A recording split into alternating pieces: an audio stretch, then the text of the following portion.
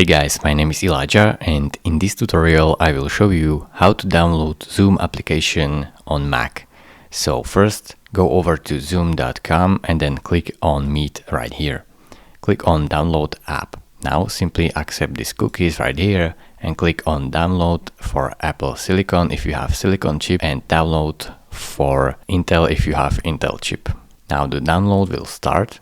Once your Zoom installer is downloaded, go to your Downloads folder and open up the Zoom installer. Now click Continue right here and then Install. Mac can ask you for your password to your computer to install, so enter your password and press Install Software. Now you have to grant the access to installer folder, press OK, and as you can see, the installation was successful. Press Close right here and then move the installer to bin.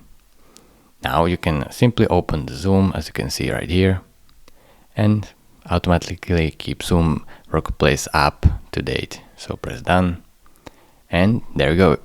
This is how we download Zoom on Mac. Thank you very much for watching. If this video was helpful to you, consider subscribing and liking this video, and I will see you in the next tutorial. Bye bye.